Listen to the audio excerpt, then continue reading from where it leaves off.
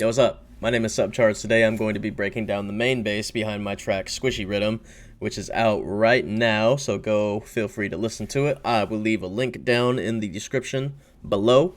But yeah, today we are going to be breaking down this sound. Kind of cool. So, all this post-processing aside, this is what the sound sounds like straight out of Serum. Not that cool, but we will turn it into something cool. So, basic shapes on both oscillators A and B. We have an LFO that looks like this that we're going to be using for a bunch of stuff. First and foremost, on the coarse pitch is being modulated up 47 on oscillator A, and it is being modulated up 38 on oscillator B. For the wavetables, we have basic shapes on both, like I said. The square wave, wavetable position 4 right here, and the sine wave, wavetable position 1 right here, on oscillators A and B, respectively. We have 16 voices of unison on both of these motherfuckers, so they are very wide at the moment. Octave is being put up 3 on oscillator B, and we are FMing from B for the warp mode, sitting at about 34% on oscillator A and being modulated up 23 using this little LFO right here. And we're also using this little LFO on the level from 0 to 100 real quick. Sorry, I couldn't help myself. Oscillators A and B right here are then being filtered with a band 24 in the normal section. We're using LFO 1 to apply to the cutoff. Cutoff is sitting at 92 Hertz, and it is being modulated up 37. The resonance is also quite high at about 78%. The drive is sitting at about 39, and the fat is smacked all the way up to 100.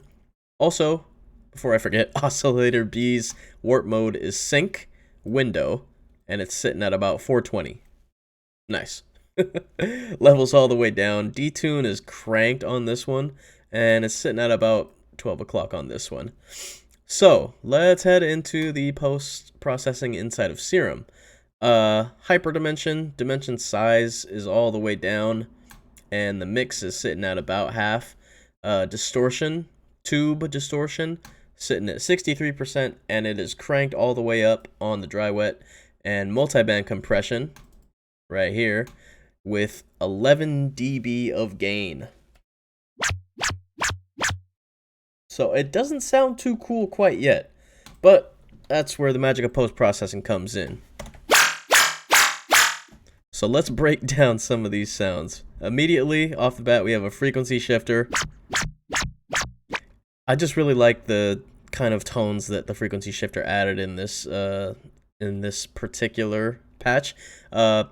Normally I'd mess with the fine tune and whatnot, and I still did for a little bit of the variations, but for the main patch right here, is basically just a little bit of an LFO, 75.7 Hertz, and 1/48th being the rate. Moving on, the M-Comb. I absolutely love this. It's a comb filter from Melder Productions. Adds really nice tonality to things. The frequency is sitting at 19.44 Hertz, which is tuned to a D sharp. I like to have a few M-Comb presets that I've made myself that are tuned at different frequencies, so I can just pick in my little plugin bar over here which note I want to have tonal delay on it. So yeah, that's pretty cool. Dry wet sitting at about 50%, feedback sitting at about 10%. And we're just adding a little bit of tonality to that sound, and then we are going to absolutely crank it into oblivion with OTT. 24 dB up, time all the way up, amount sitting at about 60%. That's already starting to sound a little bit better. Next up, we have an EQ just to cut out low end. G-clip to really bring back the volume. Gain is sitting at about 7 with the softness all the way up. Next up, EQ, just to cut out all that low end again. Coming up next, we have good old trusty glue compressor. With the glue compressor, I usually like to keep the threshold so the sound is hitting around 5 to 10 dB. And then I just like to crank the makeup gain and then slowly kind of like, you know, bring it back down to where this clip light isn't going too crazy. Because, I mean, you know, it can get a little brighter, but yeah, really just like to have it, you know, a little bit illuminated just to get a little bit of gritty sound out. We don't have to, you don't have to do that every single time, but I've found that that's kind of usually the best settings that work for me when I'm trying to glue compress something. This washout right here, that was really only for, like the 8 or 16 bar turnarounds in the song. So like when you're wanting to wash something out to transition into the next part of the next part of the drop, it'll just like wash out and then come back in dry. Swap, swap, swap, swap.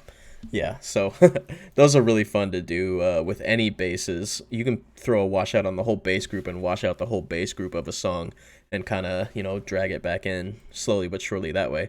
Really good transitional effect. Soothe, because without it, these resonances are kind of just really, really harsh.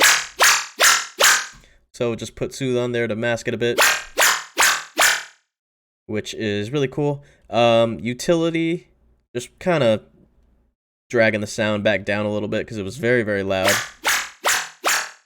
But that gives us a little bit more room to post-process a bit more. So this technique right here, I actually utilized because as I was sound designing in this section, I noticed that the sound itself, I turned these off, was kind of out of phase a little bit. On this left-hand side of the correlation meter means that the sound's phasing.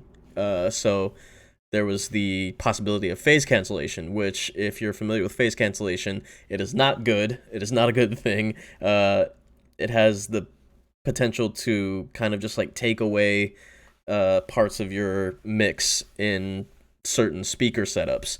So I mean, I've had that happen before, where like the sub bass of something was in phase, and then tried to play it live, and then the sub bass just was not there. It was horrible. So basically I just did this, kind of dragged down the width right here, and then brought it back a little bit with wider. Wider from Polyverse is advertised as a stereo widening tool that does not mess with your phase cancellation.